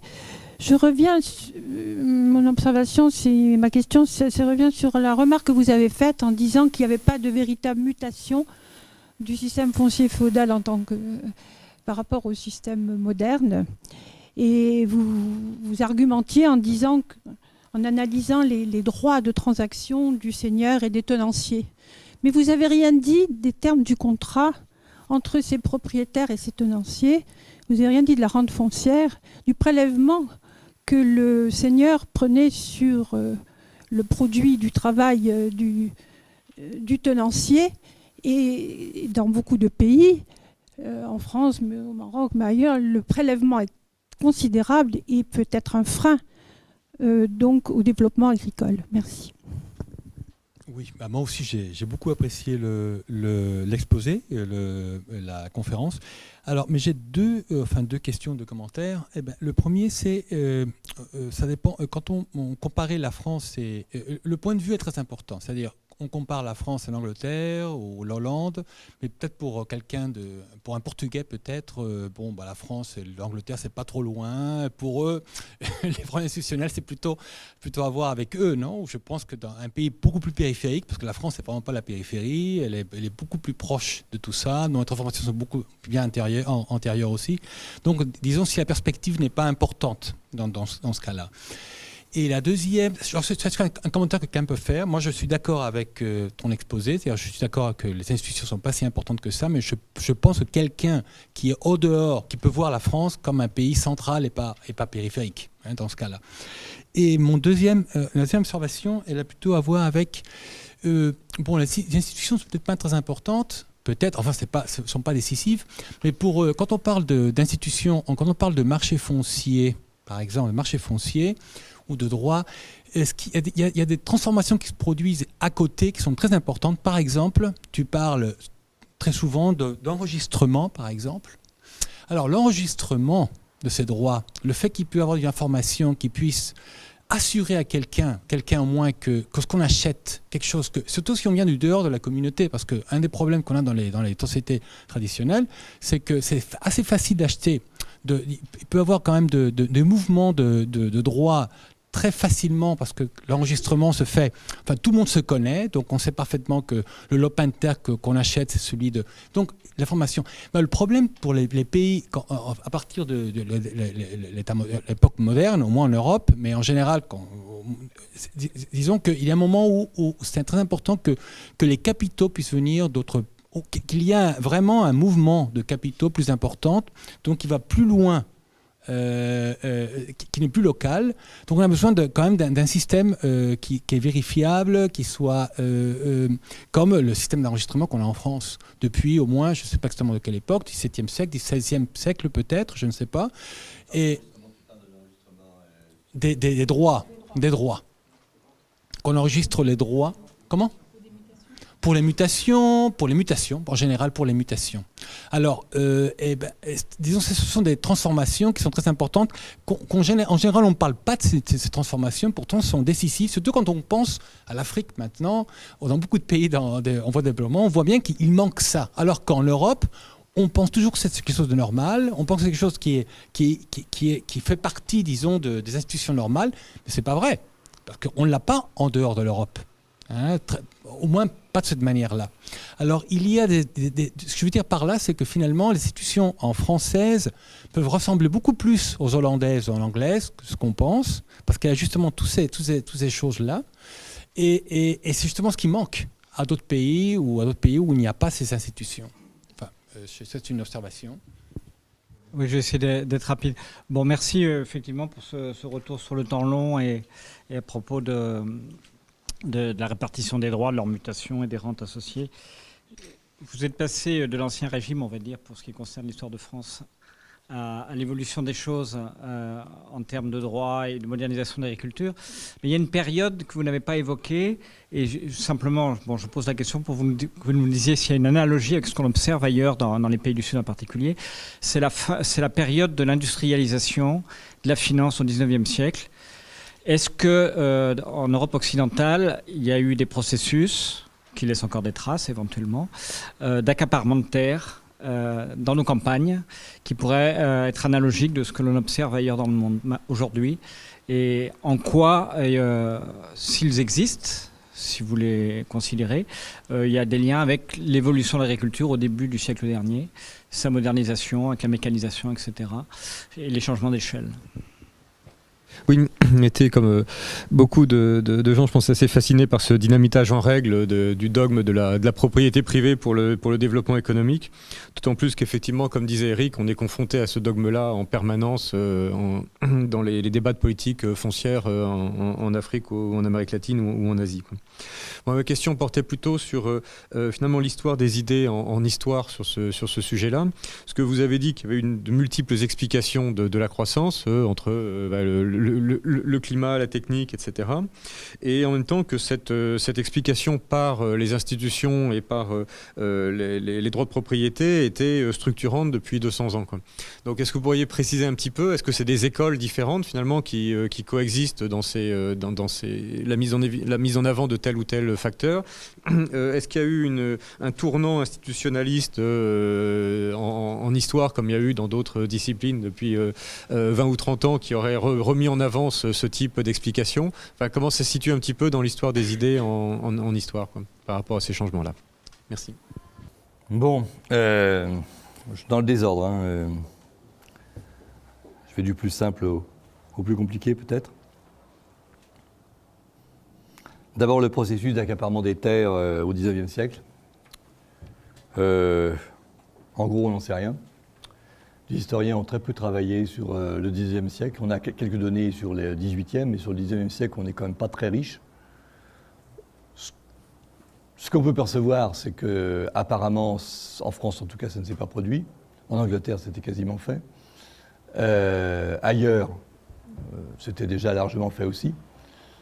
Je ne pense pas que le XIXe siècle soit vraiment un tournant dans ce domaine, mais à vérifier, car pour ça, il faudrait avoir une vraie connaissance des mutations. Ce qu'on peut par contre savoir, c'est que, au moins à partir de la crise de 1880-82, au moment où il y a la grande crise agricole, là, il y a un mouvement certain de déprise qui commence, au contraire, au profit des agriculteurs, Et puis le fait qu'il y a des placements alternatifs. Donc il y a quand même à ce moment-là plutôt une tendance à penser que on a plutôt un recul de la grande propriété qu'une avancée. Même si parfois ces agriculteurs deviennent à leur tour des grands propriétaires. Hein. C'est un peu plus compliqué que ça. Même ce thème rebattu ça c'est un de mes dadas, le thème rebattu de l'expropriation paysanne au XVIIIe siècle, j'y crois plus du tout. Chaque fois qu'on a eu un terrain, on n'a pas fait tous les terrains, mais chaque fois qu'on a eu un terrain et qu'on a regardé le marché foncier, on s'est aperçu que ce n'était pas du tout le cas. Et qu'en réalité, la plupart du temps, la bourgeoisie et l'aristocratie étaient plutôt en recul. Pas spectaculaire, hein. Mais il n'y a pas d'accaparement foncier à cette époque-là.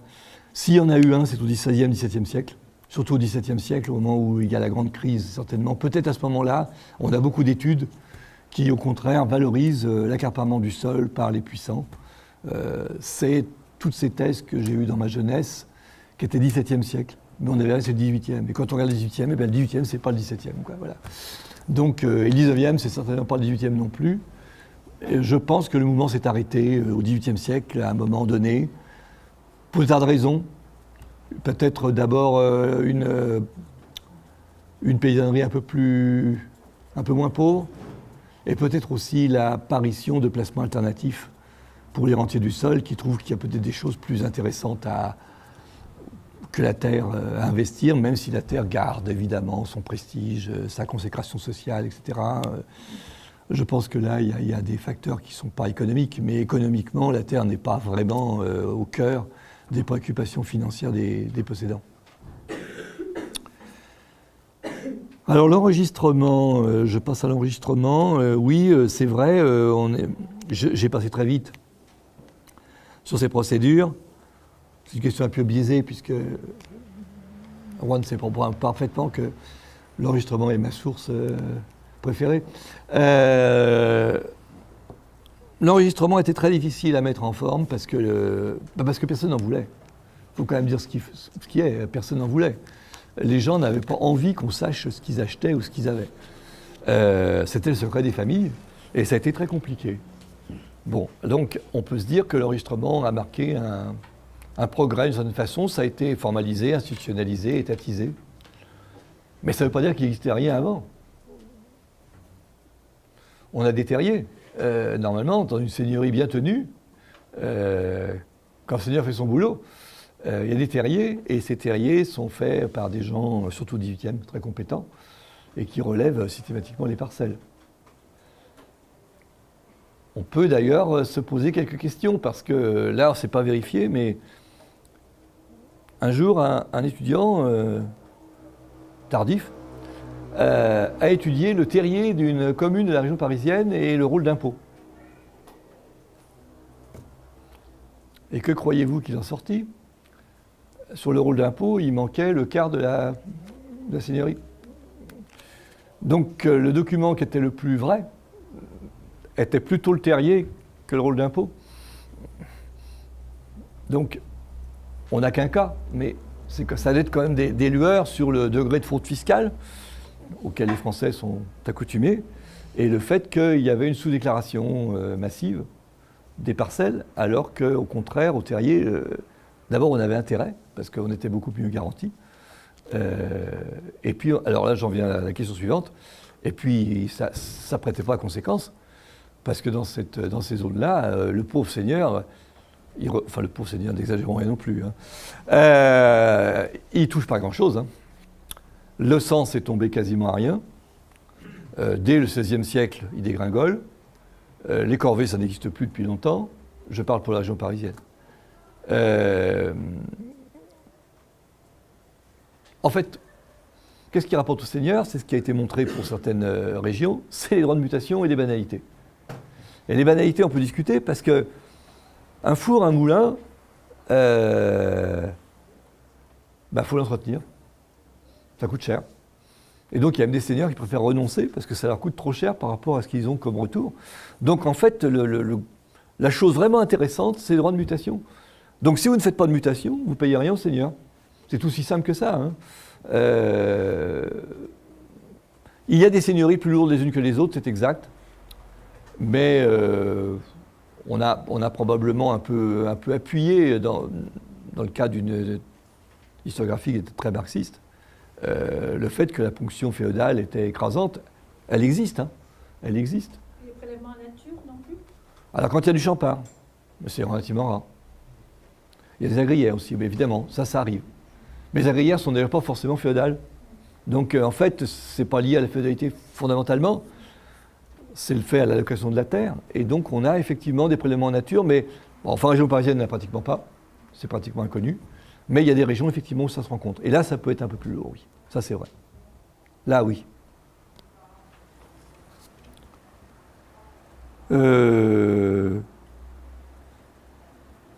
Si j'allais me relire. Dans le cas de l'histoire des idées, oui, alors non, l'institutionnalisme n'a pas vraiment 200 ans. Il y a un tournant institutionnaliste à partir des travaux de North, évidemment. En fait, l'institutionnalisme, d'une certaine façon, de mon point de vue, il est un peu en filigrane dans la pensée XVIIIe siècle, quasiment des physiocrates. Hein.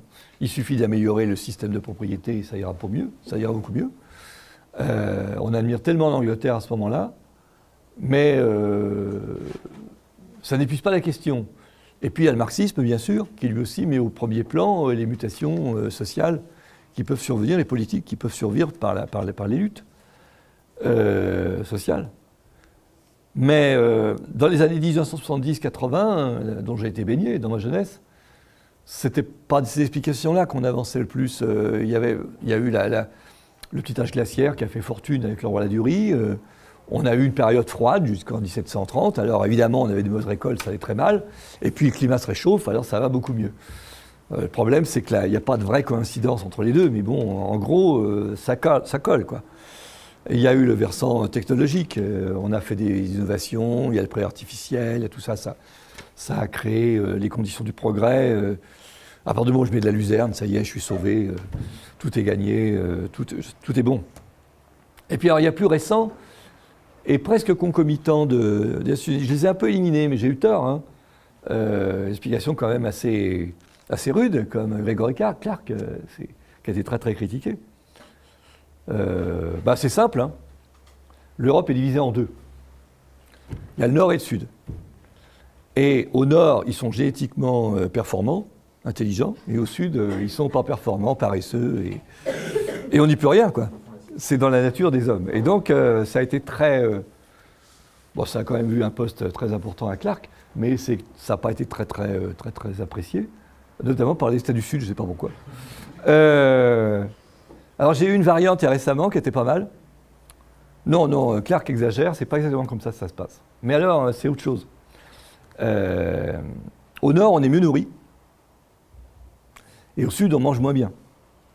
Alors, comme on est mieux nourri au nord, eh bien, on est plus fort, donc on peut mieux pousser sa charrue.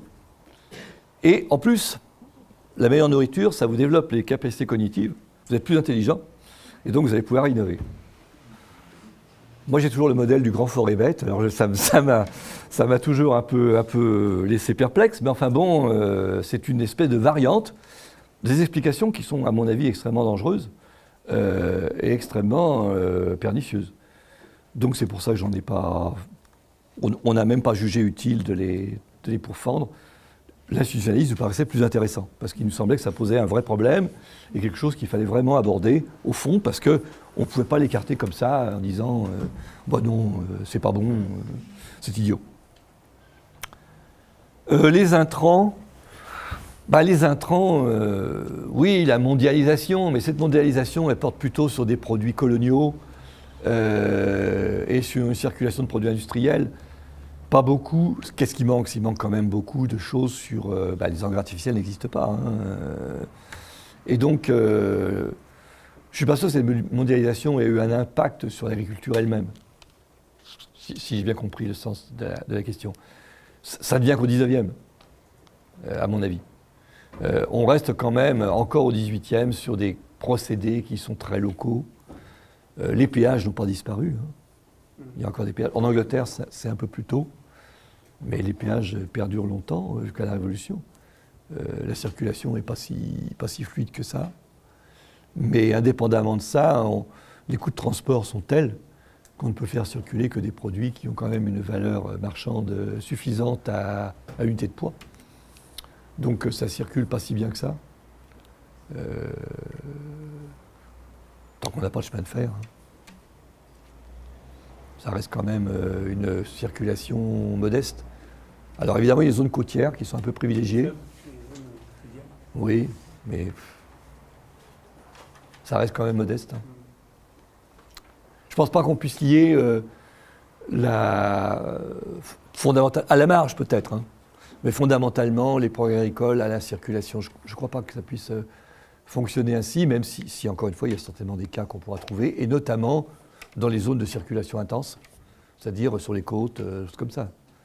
Mais à l'intérieur, ça paraît un peu difficile. Donc, j'ai beaucoup aimé votre exposé, surtout que maintenant, en sciences politiques, l'institutionnalisme est très à la mode. Donc, moi, ma question, c'est, je me demande, est-ce qu'il n'y aurait pas lieu de mieux, de faire une distinction plus explicite entre institutions formelles et institutions informelles? Donc, vous avez montré que, bon, premièrement, le degré de transformation des institutions formelles est moindre que celui qu'on assume généralement et que les pratiques sociales traditionnelles ont subsisté au-delà de ces changements. Mais les droits de propriété sont une institution formelle. Donc, je me demandais, est-ce qu'il n'y a pas des formes d'organisation sociale, des institutions informelles qui ont contribué au développement de l'agriculture? Donc, plutôt que de rejeter le rôle des institutions en bloc, est-ce qu'il ne faudrait pas mieux se questionner sur le rôle des institutions qui ne sont pas codifiées ou désirées par l'État, mais qui sont présentes au niveau local ou social? En fait, moi, j'allais dans cette direction-là. Il me semble que, enfin, la perception qu'on a de ton exposé des positions institutionnalistes en histoire renvoie donc à des tenants d'une vision mécanique entre, en gros, cadre légal et pratique économique. Ce qu'on peut trouver dans différents champs disciplinaires, je pense, mais en tout cas dans certains champs, les positions qu'on peut qualifier d'institutionnalistes ne se réduisent pas à cette seule vision mécanique. Donc c'est un commentaire. Merci pour cet exposé très riche. Qui un tour de force assez prodigieux, me semble-t-il, d'essayer de mobiliser dans l'histoire des arguments pour essayer de répondre à une question politique actuelle. Merci pour l'ensemble des éléments que vous avez pu apporter. C'est tout à fait incroyable, les différents éléments, la diversité des systèmes. Vous avez largement pris des exemples dans différentes régions en France, et effectivement, il faut rappeler que les choses étaient très diverses d'une région, d'une province, je ne sais pas comment il faut appeler, de l'une à l'autre. J'ai un petit bémol sur un peu, avec un regard un peu plus extérieur à vous et à la longue tradition école des annales, etc., dans laquelle vous vous intégrez, un peu un décalage qu'il peut y avoir par rapport aux auditeurs ici présents qui n'ont pas forcément la tenure héréditaire de Marc Bloch et des caractères originaux en figure tutélaire. Donc à mon avis, ce serait peut-être important de revenir dans les questions, enfin dans vos réponses aux questions, à cette figure tutélaire de la tenure héréditaire, qui était effectivement le mode majoritaire dans un bassin parisien dont le périmètre serait difficile à arrêter.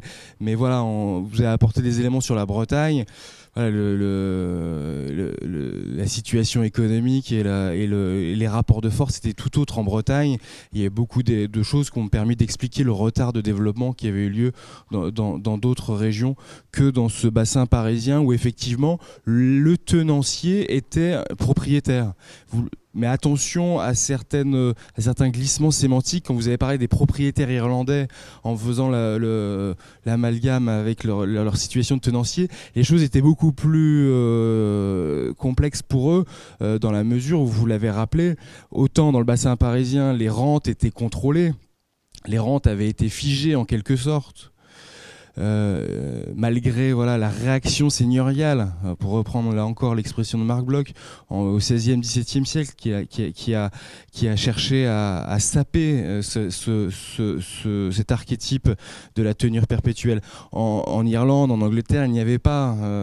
Ces verrous ont sauté et les rentes ont été petit à petit débloquées et augmentées. Donc voilà, si vous pouviez revenir sur cette figure tutélaire et en rappeler les limites, parce qu'il y a quand même eu des changements depuis 2 siècles. Là-dessus, je suis aussi un petit peu avec une appréciation différente.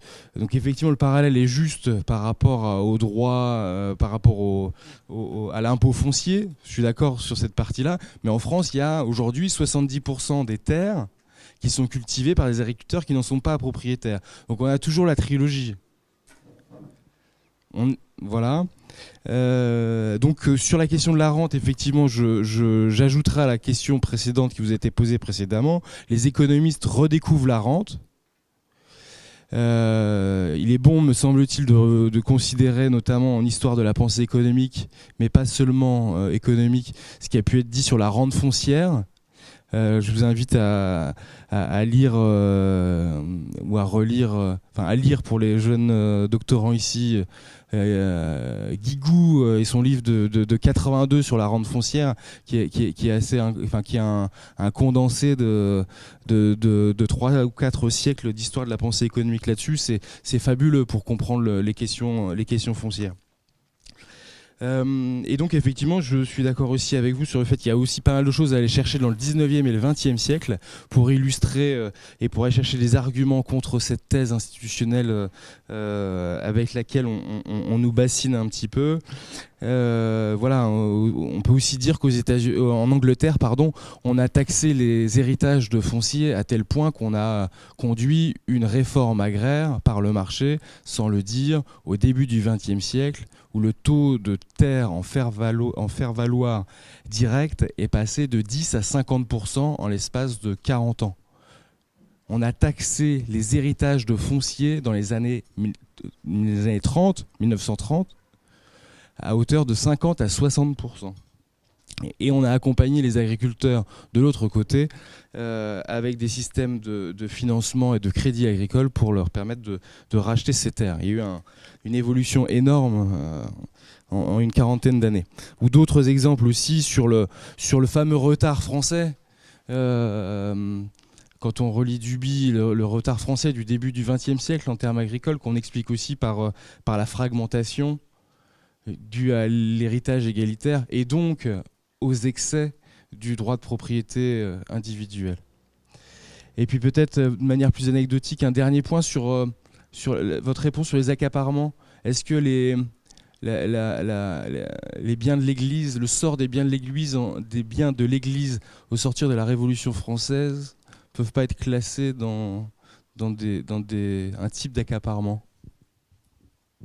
Je peux pas m'empêcher de rappeler tout l'intérêt, Jean-Pierre Chauveau, de rappeler tout l'intérêt de la notion de construction sociale, effectivement, d'un mythe et de sa pérennisation et la nécessité de la reconstituer historiquement. Enfin, ça fait penser un petit peu à la méthode foucaldienne, de Foucault. Et comme par hasard, d'ailleurs, vous situez un petit peu la période de transition 17e, 18e, ce qui, dans l'épistémologie historique de Foucault, correspond aussi à des changements dans les systèmes de pouvoir. C'est-à-dire, c'est un petit peu différent que des institutions. Parce que les institutions, c'est des bonnes institutions. La gouvernance, c'est forcément de la bonne gouvernance. Foucault parlait de système de domination. Et ma question, précisément, c'est que, c'est Frédéric Courlot, je crois, qui vient de l'évoquer, c'est la question, mais qu'est-ce qui explique que les seigneurs et puis à ce point, s'empêcher d'être un peu plus gourmand. On n'y croit pas, si vous voulez. Que ce soit par grandeur d'âme, le fait de ne pas monter le sens, etc. Voilà, donc simplement, c'est ma question. Hein. Si vous pouviez, ou alors ça m'a échappé, qu'est-ce qui explique voilà, c'est ça, sur la tenue, en fait, c'est une manière... Pourquoi ils ont respecté la tenue héréditaire ? Qu'est-ce qui les obligeait ? Parce que c'est quand même une question de pouvoir, de violence qui traverse toutes les histoires foncières dans tous les pays. Et quelque part, j'aimerais que donc vous introduisiez peut-être un peu plus cet élément de violence et de rapport de force. Merci. Ma question, c'est demander s'il y a quelques études historiques sur les relations de la femme avec la terre à le passé. Et parce qu'aujourd'hui, nous savons que la femme est sur la propriété de 2 personnes de la terre au monde, mais ils cultivent 50%, 80% à l'Afrique de l'alimentation. Et il y a comme une demande de l'institution internationale pour que la femme ait les propriétés aussi de la terre parce qu'ils produisent, non? C'est une question d'égalité. Mais aussi, sur le féminisme, il y a autre théorie qui dit que c'est une vision très individualiste et nous pouvons créer autre forme d'institution et de relation de la femme avec la terre et une égalité avec l'homme. Et je ne sais pas si à l'histoire, il y a quelques études sur les relations de la femme avec la terre. D'abord, la distinction, effectivement, institution formelle et informelle. C'est vrai que c'est une distinction importante à apporter. 2 choses. La première, les citations que j'ai pu faire semblent suggérer que les institutionnalistes, au moins les institutionnalistes durs, ne parlent que d'institutions formelles. Ils sont vraiment sur ce terrain-là. Ils pensent que vraiment le droit de propriété tel qu'il est codifié, réglé et institué est véritablement le canon qui va du progrès agricole. Donc effectivement, là, je crois que là, sur ce plan-là, cette distinction ne m'a pas paru évidente dans la pensée des institutionnalistes. Ça ne veut pas dire qu'il n'existe pas, bien entendu, une institution formelle et informelle. Alors, si on parle d'institutions informelles, qu'est-ce qu'on va aller chercher ? Le pouvoir de décision de la communauté paysanne mais en quoi est-ce que cette communauté aurait pu changer, évoluer ? Elle-même, d'ailleurs, est en partie formalisée, parce qu'il y a quand même des assemblées d'habitants, avec des registres, il y a quand même des institutions communautaires qui existent, mais effectivement, ils sont moins estampillés que l'État lui-même ou la seigneurie. Je ne sais pas très bien dans quel sens on pourrait imaginer que ces institutions informelles ont pu amorcer un changement, et je crois que je n'ai pas grand-chose dans ma besace pour plaider. Ça ne veut pas dire que ça n'existe pas, mais j'ai rien dans ma besace qui permette de dire il y a eu un changement fondamental au niveau des institutions informelles qui ait pu amorcer un changement économique. Ça, je ne l'ai pas. Ça ne veut pas dire que ça n'existe pas. Mais justement parce qu'elles sont informelles, c'est pas facile de les saisir. Donc ça, c'est une première chose.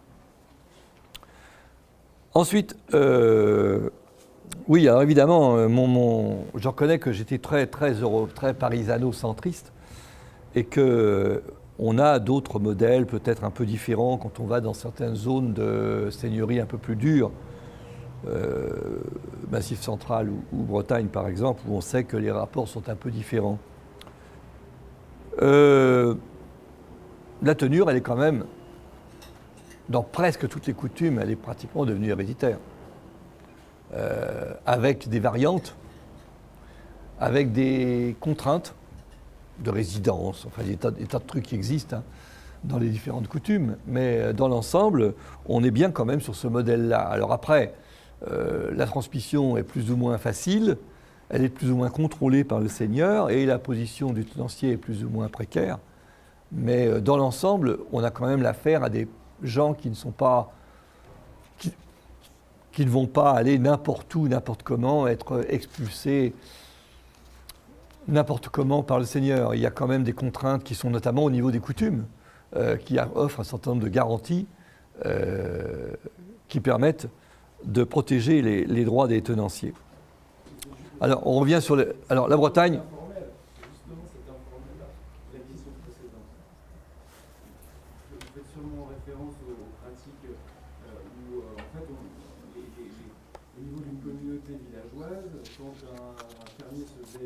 Par le Seigneur, le reste de la communauté mettait à mal la nouvelle famille et la poussait à partir. C'est de l'informel. C'est vrai. De même qu'on a parlé beaucoup du mauvais gré, c'est-à-dire que quand le fermier ne pouvait pas... Mais là, on n'est plus dans le domaine de propriété, de la location de la terre. Quand un fermier du Nord perdait son bail, le nouveau fermier était soumis à une espèce d'exclusion de la communauté. Et, ce qu'on appelle le mauvais gré, et qui faisait en sorte que en fait, le propriétaire était bien souvent obligé de maintenir son fermier. Donc effectivement, il y a des parades qui existent. Mais je ne suis pas sûr que là, il y ait un rapport étroit avec la croissance économique. C'est ça le point. Alors, le cas de l'Angleterre, on l'a abordé sur les droits. Effectivement, il y a ces changements, mais c'est très compliqué, l'Angleterre. On est obligé de simplifier parce qu'on parle toujours du copyhold. Le copyhold, ça n'existe pas. J'étais obligé de simplifier, bien sûr, et moi-même, j'ai du mal à m'y retrouver, et les Anglais aussi. Il existe quantité de variétés de copyhold, et vous avez des copyholds qui sont relativement des copyholds sûrs et des copyholds qui sont extrêmement précaires. Ça a évidemment des conséquences sur les facilités d'expulsion des paysans. Et notamment, il y a des copyholds. Copyhold, c'est le tenancier. Hein. Enfin, le tenancier qui a un titre de propriété. Il y a des copyholds qui sont relativement protégés et qui sont très codifiés, et il y a des copyholds dans lesquels le droit est assez arbitraire. Le droit de mutation est assez arbitraire. On a des entry fines qui sont extrêmement différents, et on peut avoir des entry fines qui sont pratiquement, qui condamnent pratiquement, qui permettent la transmission héréditaire, mais qui en fait l'empêchent parce que les droits d'entrée sont extrêmement élevés. Et puis il y a des copyholds très souples qui ressemblent, et c'est la majorité, à la tenure française, avec des droits de propriété relativement assurés, un droit annuel relativement modéré et des droits d'entrée relativement déterminés, fixés à l'avance. Donc on a quand même beaucoup de modèles différents. Qu'est-ce que j'ai encore? J'ai les biens de l'Église. Les biens de l'Église, bon, j'ai tendance à penser que ce n'est pas extrêmement important. J'ai eu le malheur d'écrire un jour une phrase dans un de mes articles qui n'a pas énormément plu à un de mes amis qui est spécialiste des ventes de biens nationaux. J'ai écrit « Nulle part ailleurs qu'en France, les biens nationaux les biens d'église avaient eu si peu d'importance et nulle part on en avait autant parlé ». C'est un peu ça l'idée. Les biens de l'église, c'est pas grand-chose en France. C'est peu. C'est à peine 6%. Si on compare à l'Espagne, d'ailleurs, quand on va en Espagne, quand on va à les églises, on comprend. On est dans un autre espace, dans un autre monde. C'est quoi, 17% Castille, hein, au moins. Enfin, minimum, il y en a qui disent 25, mais on dit, les Espagnols disent que c'est trop. Mais c'est 3 à 4 fois, en proportion, c'est 3 à 4 fois plus. Donc, ça ne pouvait pas avoir des conséquences si considérables sur la distribution de la propriété. Ces biens d'église ont été achetés. Dans un premier temps, ils ont été vendus en grande masse. Les ont achetés des aristocrates et des bourgeois enrichis. Donc ça a été un simple transfert. On est passé d'un grand propriétaire ecclésiastique à un grand propriétaire aristocratique ou bourgeois. Ça n'a rien changé sur la structure des propriétés. Plus tard, il y a eu quelques profits au moment où l'assignat est très bas, avec les fournisseurs aux armées, avec des spéculateurs. Mais c'est quand même très marginal. Alors qu'est-ce que ça a redistribué? Eh bien, les paysans, ils ont eu quoi? 20, 30%?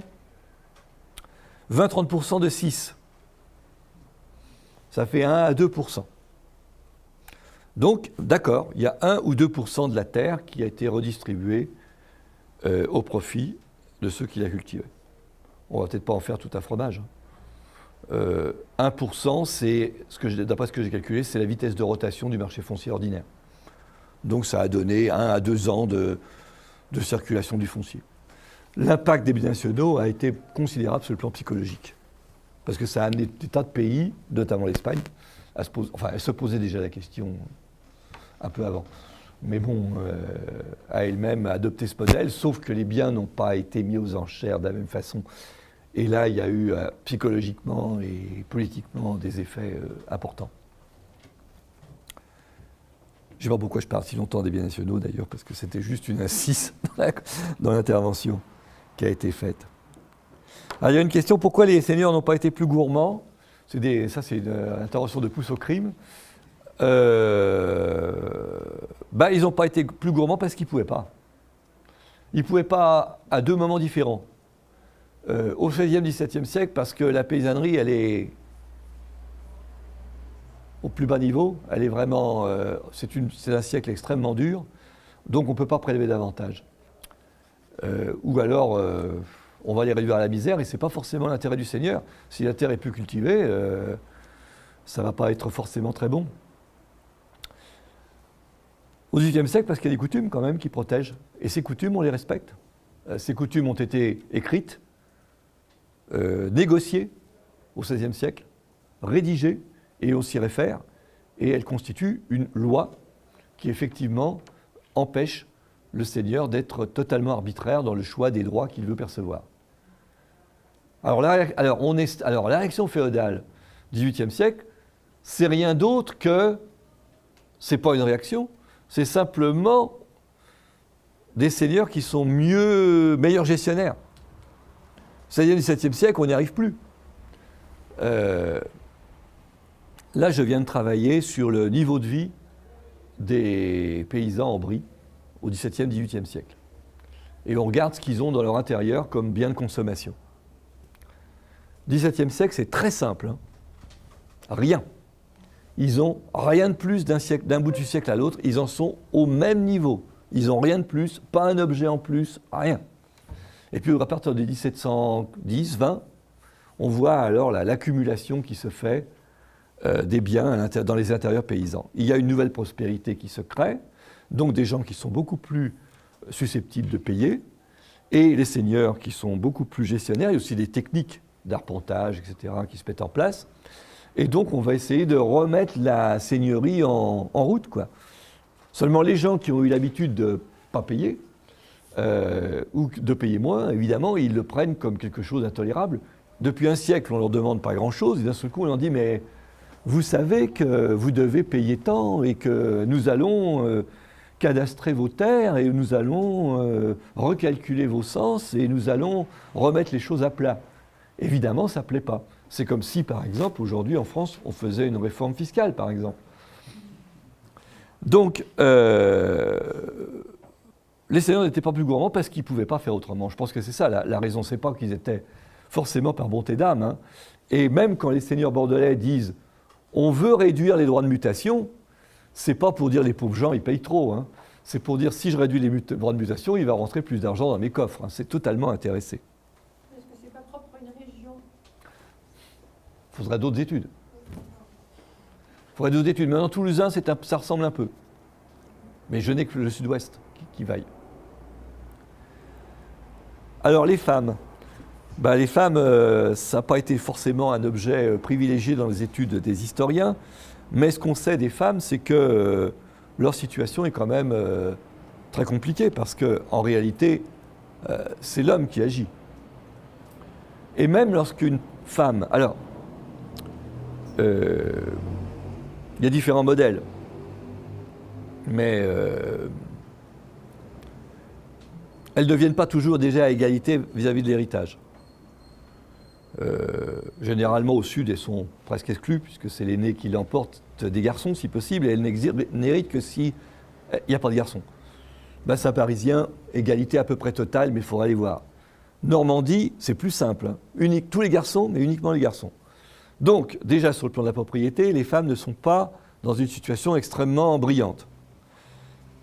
Mais quand on arrive aux choses sérieuses, à la négociation des biens, même si une femme du bassin parisien, qui a hérité à égalité avec ses frères, même si elle vend une parcelle, c'est le mari qui est au contrat. et il vient en représentation de sa femme. C'est clairement expliqué dans l'acte. Autrement dit, c'est lui qui agit pour elle. Elle est dans une situation extrêmement subordonnée. Donc ça, c'est absolument clair. Elle n'a pas de vrai statut. Même si elle est propriétaire, c'est pas elle qui va agir. Alors, quand trouve-t-elle enfin un rôle? C'est quand elle devient veuve. Le veuvage, c'est la liberté. Mais la structure féodale, que c'est les paysans, c'est les seigneurs, et après c'est les paysans. Et les paysans, la structure paysanne, qu'est-ce que c'est le rôle de la femme ici, à la famille?